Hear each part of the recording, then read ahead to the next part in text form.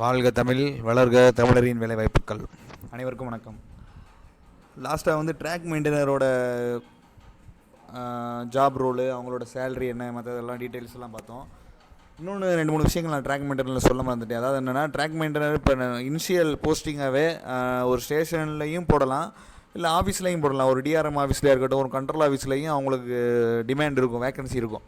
So அதை முடிஞ்ச அளவு நீங்கள் இனிஷியல் அப்பாயின்மெண்ட் ஆகும்போது உங்களுக்கு வில்லிங்காக இருந்துச்சுன்னா, முடிஞ்ச நீங்கள் சொன்னீங்கன்னா, அங்கே வேக்கன்சி இருந்துச்சுன்னா கண்டிப்பாக ஆஃபீஸ்லையும் உங்களுக்கு போடுவாங்க. ஸோ அதை பற்றி நான் விசாரிச்சுட்டேன். ஸோ அதனால் ஒரு அடிஷ்னலாக இன்ஃபர்மேஷன் இது. உங்களுக்கு ஆஃபீஸ்லையும் ஒரு ட்ராக் மெயின்டெனர் அசிஸ்டண்ட்டை வந்து போஸ்ட் பண்ணுறதுக்கு சான்சஸ் நிறையா இருக்குது. ஸோ அதையும் யூட்டிலைஸ் பண்ணிக்கோங்க. சரி, இப்போ அடுத்து வந்து நம்ம பாயிண்ட்ஸ்மேனை பற்றி பார்ப்போம். ஸோ மற்ற டிபார்ட்மெண்ட் இப்போ ட்ராக் மெயின்டெனர் எல்லாத்தையும் பார்த்தாச்சு, அவங்களோட ரிஸ்க் ஃபேக்டர் எல்லாத்தையுமே சொல்லியாச்சு. இப்போ மொத்த உள்ள எல்லா குரூப் டிலையுமே ரிஸ்க் அலோன்ஸுன்றது ஒன்லி ட்ராக் மெயின்டெனருக்கு மட்டும்தான், வேறு எந்த டிபார்ட்மெண்ட்டுக்குமே கிடையாது. வேறு எந்த போஸ்ட்டுக்குமே அந்த அலோன்சஸ் வரவே வராது. 2700 வேறு எந்த போஸ்ட்டுக்குமே வராது.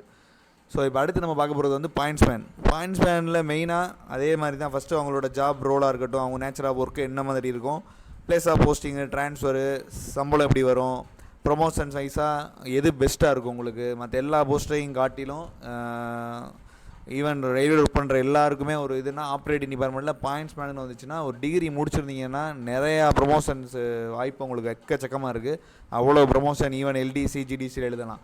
நார்மல் ப்ரொமோஷனாக பாயிண்ட்ஸ்மேனில் எதுவும் அந்தளவு வராது. ஆக்சுவலாக ஒரு பாயிண்ட்ஸ்மேனை நீங்கள் என்ட்ரி ஆகிறீங்கன்னா, பாயிண்ட்ஸ்மேன் அசிஸ்டண்ட்லேருந்து அதுக்கடுத்து உங்களுக்கு ஒரு 3 வருஷமோ 4 வருஷமோ பாயிண்ட்ஸ்மேன் பி வரும், அதுக்கடுத்து பாயிண்ட்ஸ்மேன் ஏ வரும்.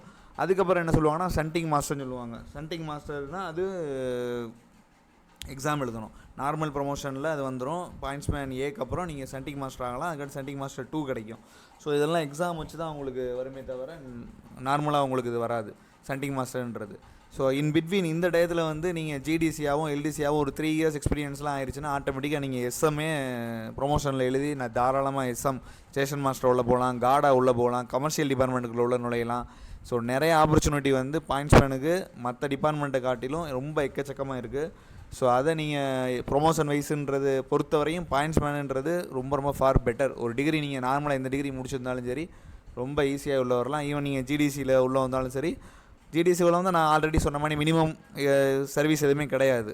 நீங்கள் ஜாயின் பண்ணுறீங்கன்னா நாளைக்கு நோட்டிஃபிகேஷன் போட்டாலே நீங்கள் எழுதலாம். அதில் நீங்கள் எந்த டிபார்ட்மெண்ட் போகிறதா இருந்தாலும் போய்க்கலாம், அது உங்களோட விருப்பம் தான்.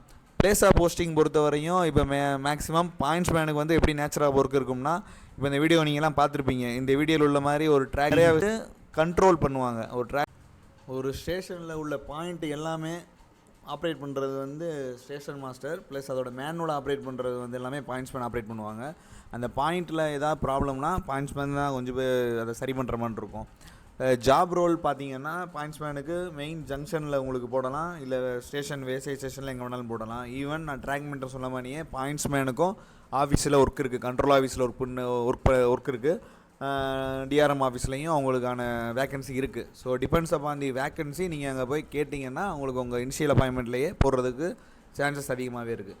இதை தவிர பாயிண்ட்ஸ்மேனுக்கு உங்களுக்கு எப்படி ட்ராக் மெயின்டெனருக்கு இன்ஜினியரிங் கேட் கீப்பர் சொன்னோமோ, இவங்களுக்கு வந்து டிராஃபிக் எல்சின்னு சொல்லுவாங்க, டிராஃபிக் லெவல் கிராசிங்கில் ஒர்க் பண்ணுற மாதிரி இருக்கும். ஸோ ஈவன் அவங்க டிராஃபிக் எல்சியில் ஒர்க் பண்ணாலுமே இன்சைட் ஸ்டேஷனில் ஏதாவது ஃபைல் ஒர்க்கு, ஆள் யார் இல்லை அன்மேண்டு அப்படின்னு இருந்துச்சுன்னா அவங்க வந்து அங்கே ஒர்க் பண்ணிட்டு போகிற மாதிரி இருக்கும்.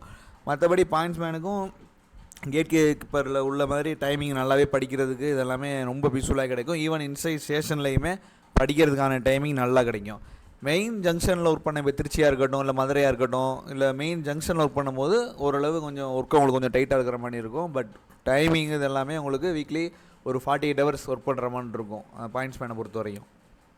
பாயிண்ட்ஸ்மேன் சேலரியை பொறுத்த வரைக்கும் பார்த்தோம்னா, எக்ஸ்ட்ரா அலவுன்சஸ் ட்ராக் மெயின்டெனர் கொடுக்குற மாதிரி வேறு எந்த டிபார்ட்மெண்ட்டுக்கும் இல்லைன்னு ஆல்ரெடி நான் இன்ஃபார்ம் பண்ணிட்டேன், ஓகேவா. செகண்ட் வந்து இப்போ நார்மலாக நீங்கள் ஜாயின் பண்ணும்போது 18,000 ப்ளஸ் டிகிரி முடிச்சுன்னா 18,500 கிடைக்கும். இப்போ டிஏ வந்து 42%. ஸோ ஆல்ரெடி நான் அந்த வீடியோவில் லிங்க் கொடுத்துருக்கேன், நீங்கள் அதே செக் பண்ணி பாருங்கள். அதில் உங்களுக்கு அப்டேட்டாக உள்ளது வந்து டிஏ வந்து கூடும் கண்டிப்பாக. நான் வீடியோ அந்த போடும்போது 32% இருந்துச்சு, இப்போ கிட்டத்தட்ட 42% ஆயிடுச்சு. ஸோ உங்களுக்கு 10% டிஏ கூடும்போது அதோட சேலரி இன்க்ரீஸ் ஆகும். ப்ளஸ் உங்களுக்கு வருஷத்துக்கு என்னென்ன அலவுன்சஸ் இருக்குது, என்னென்னலாம் ப்ரிவிலேஜ் இருக்குன்றது இந்த வீடியோவில் நான் தனியாக கொடுத்துருக்கேன். இனி அப்கமிங்லேயும் நான் செப்பரேட்டாகவும் போடுறேன். ஸோ ஆல்ரெடி இதில் கொடுத்துருக்கேன், இந்த வீடியோவில் நீங்கள் செக் பண்ணி பார்த்துக்கோங்க. ப்ரொமோஷன் வைஸ் ஆல்ரெடி நான் உங்களுக்கு சொல்லிட்டேன். ப்ரொமோஷன் வைஸ் பார்த்தா பாயிண்ட்ஸ்மேனுக்கு நிறைய ஆப்பர்ச்சுனிட்டி இருக்குது. ஒரு எல்டிசி மூலமாக வந்து டிபார்ட்மெண்டலில் டிராஃபிக்லேருந்து கார்டாக இருக்கலாம், எஸ்எம் ஆகலாம். ஸோ இதை தவிர ஜிடிசியிலேருந்தும் நிறையா ப்ரொமோஷன் ஆகலாம் உங்களுக்கு. இப்போ உங்களுக்கு ஃபார் எக்ஸாம்பிள் ரீசெண்டாக இப்போ திருச்சி 2023 பிப்ரவரியில் ரிசல்ட் இது எல்டிசியில் குட்ஸ் கார்டாக பாருங்கள். பாயிண்ட்ஸ்மேன் ஏ தான், எல்லா பேருமே பாயிண்ட்ஸ்மேன் ஏல குட்ஸ் கார்டாக ப்ரொமோட்டிவ் ஆனவங்க அவங்க எல்லா பேருமே. ஸோ இந்த மாதிரி உடனே குயிக்காக உங்களுக்கு வந்து டிராஃபிக் டிபார்ட்மெண்ட் வந்துட்டிங்கன்னா பாயிண்ட்ஸ்மேன்லேருந்து ஈஸியாக ப்ரொமோஷன் ஆகலாம். ஸோ அதே மாதிரி சீஃப் விஜிலன்ஸ் இன்ஸ்பெக்டர்லாம் போட்டிருக்காங்க. இதில் பார்த்தீங்கன்னா எலிஜிபிலிட்டி மேக்ஸிமம் 7 இயர்ஸ் இருக்கணும். 7 இயர்ஸ் 4 to grade பேல இருக்கணும். இதுலேயும் உங்களுக்கு மெயினாக அவங்க சொல்கிறது வந்து ஆப்ரேட்டிங் கமர்ஷியல் டிபார்ட்மெண்ட்டில் இருந்தால் மெயினாக உங்களுக்கு இது ப்ரிஃபரன்ஸ் உங்களுக்கு கொடுக்கறதுக்கு வாய்ப்பு நிறையாவே இருக்குது. ஸோ ஆப்ரேட்டிங் டிபார்ட்மெண்ட்டை பொறுத்தவரையும் பாயிண்ட்ஸ்மேனுக்கு நல்லாவே க்ரோத் இருக்குது. நீங்கள் மற்ற டிபார்ட்மெண்ட்லேயும் சுவிட்ச் ஓவர் ஆகலாம். ஈவன் நீங்கள் குரூப் பி ஆஃபீஸர் ஆகிறதுக்கு, கெசட்டட் ஆகிறதுக்கு வாய்ப்புகள் நிறையாவே இருக்குது.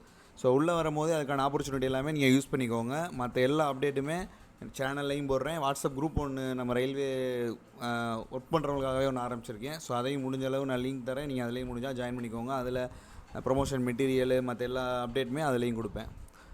உங்கள் ஃப்ரெண்ட்ஸு பாயிண்ட்ஸ்மேன் செலக்ட் ஆகிற எல்லாத்துக்குமே ஷேர் பண்ணி கொடுங்க. முடிஞ்ச அளவு அந்த அவேர்னஸ் கொண்டு வாங்க. உள்ளே வந்தோடனே சும்மா அப்படியே இருக்காமல் அடுத்தடுத்து என்னென்ன லெவலுக்குலாம் போகலாம், ப்ரொமோட்டிவ் என்னென்னலாம் ஆகலாம், சீக்கிரமாக ஒரு 5 இயர்ஸ்லேயே ஒரு நல்ல ஒரு ரயில்வேக்குள்ள வந்தோடனே ஒரு நல்ல நிலைமைக்கு போகிறதுக்கு என்னென்னலாம் பண்ண முடியுமோ அதை பண்ண சொல்லுங்கள் ஸ்டார்டிங்கு. நன்றி, வணக்கம்.